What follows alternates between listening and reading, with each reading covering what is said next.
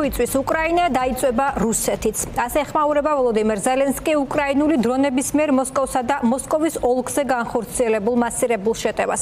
ერთ-ერთი მთავარი სამიზნე კოპოტნის ნავთობგადამამუშავებელი ქარხანა იყო, რომელზეც ბოლო დღეების განმავლობაში მეორედ განხორციელდა დარტყმები. ობიექტზე ძლიერი ხანძარი გაჩნდა. მოსკოვის მერის განცხადებით, საჰაერო თავდაცვის სისტემებით 127 უკრაინული დრონი ჩამოაგდეს. თუმცა რამდენიმე სამიზნეს მიაღწია. დაიწვა მოსკოვში ყველაზე დიდი სავაჭრო ცენტრი სადოვოდი. უკვე მესამედ დახურულია მოსკოვის 4-ვე აეროპორტი, შეჩერებულია რეისების გამგზავრება და მიღებაც.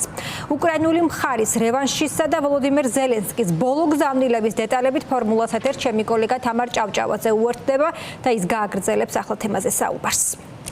დიახ, თუ უკრაინა იწვის, თქვენი მოსკოვიც დაიწვება, ასე გამოეხმაურა ვოლოდიმირ ზელენსკი მოსკოვზე უკრაინის შეიარაღებული ძალების მასირებულ დარტყმებს. თავად მოსკოვის მერმაც აღიარა, რომ ბოლო 2 წლის განმავლობაში დღევანდელი შეტევა დედაქალაქზე და მის გარეუბნებზე ყველაზე მასშტაბური იყო.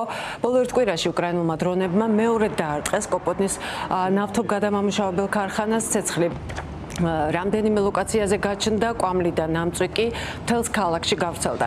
მოსკოვის მერის განცხადებით ჩამოაგდეს 194 უკრაინული დრონი, მაგრამ სობიანინმა აღიარა ისიც, რომ რამდენიმეს განადგურება საჰაერო თავდაცვის სისტემებმა ვერ შეძლეს, უპირატო საფრენი აპარატების ფრაგმენტები დაეცა ქალაქის ყველაზე დიდი სავაჭრო ცენტრის სადოვოდის შენობას.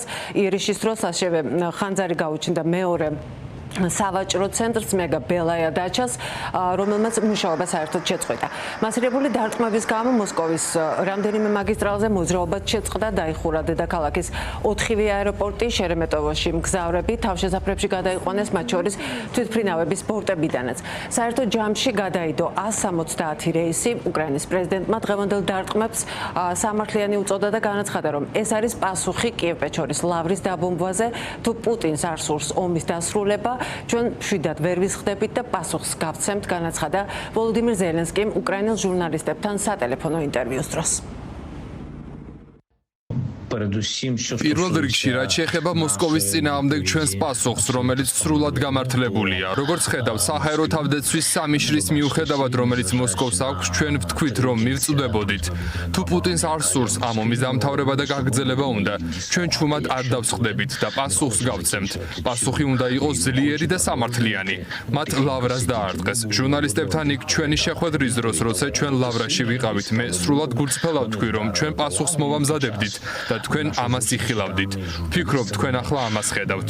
ჩვენ ეს ომი არ გვინდა, არც არასდროს გვინდოდა და ეს ყველა მიცის, მათ შორის პარტნიორებმაც და ნამდვილად არ გვსურს, რომ მტრის გამო უკრაინა დაიწვას, მაგრამ თუ უკრაინა დაიწვება, მოსკოვიც დაიწვება.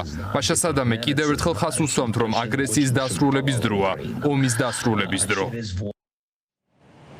მოსკოვის გუბერნატორის განცხადებით შეტევების შედეგად დაშავდა 17 ადამიანი, ისინი დედაქალაქის გარეუბნების რამესკოეს, ოლნეჩნოგორსკის, ლიუბერცის, ძერჟინსკისა და კოტელნიკოს მცხოვრებლები არიან. მოსკოვის რეგიონის გარდა აფეთქებები იყო როსტოვშიც, ღამით და უკრაინის ოკუპირებულ ტერიტორიებზეც. გავრცელებული ინფორმაციით როსტოვში დრონების სამიზნე, ასევე იყო ნავთობბაზა. რუსეთის თავდაცვის სამინისტრო ირწმუნება, რომ 17 რეგიონის თავზე საჰაერო თავდაცვის სისტემებით 992 უკრაინული დრონი, 4 ფრთოსანი რაკეტა და 10 ბომბი ჩამოაგდეს. დღევანდელი შეტევის დროს ვლადიმერ პუტინი მოსკოვში არ იმყოფებოდა, ის ასტანაში რუსეთისა და ასეანის სამიც მასპინძლობს.